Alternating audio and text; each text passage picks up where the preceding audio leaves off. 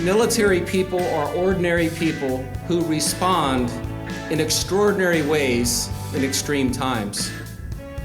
They all rise to our nation's call because of their love for their country and their love for their countrymen. Bill, tell me a little bit more about the affinity groups. How many are there, and how many veterans are part of them? So again, we have affinity groups for 1,500 to 1,600 vets total.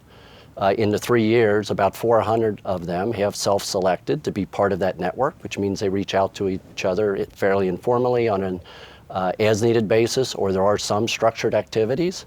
And then at each site where they can meet face-to-face, they'll meet for various activities, sometimes to reach out to local philanthropic outreach programs like Wounded Warriors. We're fairly supportive in a lot of local areas, driven by the vets, and they pull us non-vets into those programs. Other examples is we have started Veterans Day celebrations or observances on selective sites and up at corporate headquarters the last couple of years to help make everyone understand the pride that we should have in being able to tap into the vet community. And within the company, the veterans groups, what does it entail? Are we talking just sitting and chatting, talking about their day? One of the focus areas we've had has been trying to recruit more people. And as I said, we've had success on the officer side, but now we're trying to go out and reach Fort Lee or some of the bases in the Hampton Roads area to get some of the enlisted people who bring technical skills into the manufacturing roles that we have. Knowing all of those skill sets, do you look at specific job openings and say at times, if I can get a veteran in here, I know that person would be perfect for this job? So anytime a job comes open, if I can clone this guy, I'd take another 100 of them.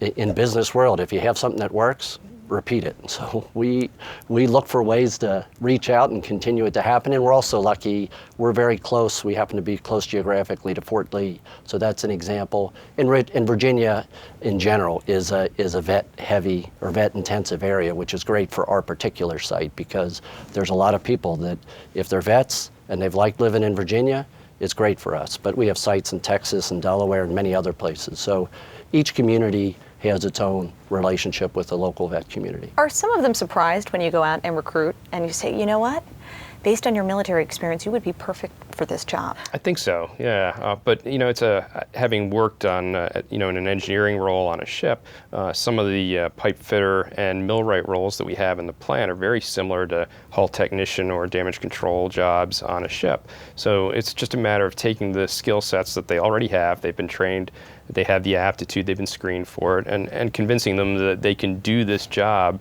with just a minimal amount of transition. Lauren, if I can add to that, because the personal experience I've had just in the last 6 months, because one of the things that we've added is trying to participate actively in a mentoring program that's been set up to connect industry with vets. And DuPont, we just launched it, our participation 3 months ago. We already have 62 people that have signed up to be mentors. I've already been matched up with somebody that's just retiring out of the Navy as an officer. And Ed is the classic example, is that my experience in talking to this officer, he is so humble. He has, as we got talking about what his skills were, his experiences were, and would he be able to find a job, by the time he got done describing the training he had, the places he had worked, the responsibility he had, I was ready to offer him my job and just say, you deserve my job more than me. Tell me a little bit more about the mentorship program. It's actually called ACP, which is American Corporate Partners. And this is set up for a lot of companies to engage in. So it's geared towards the active enlisted officer or non-officer as they're getting ready to look at industry and consider it. And how has it been going so far? Phenomenal. I mean, I just, every time I talk to somebody and able to understand what their real life story has been, it's easy to coach them to say, have confidence, go, go, go. And this isn't to necessarily bring them to DuPont. It's for them to understand who they are, what they want, what they're qualified for, and have the confidence to do it. Where can folks find out more about DuPont? We actually have a separate website that's called DuPont-veterans.jobs, which actually has a way to search for vets, a way to search for job openings that we have throughout the country, and try to do that matchup of MOS, MOC skills with DuPont openings. Gentlemen, thank you so very much for your time today. Thanks, Lauren. Thank you.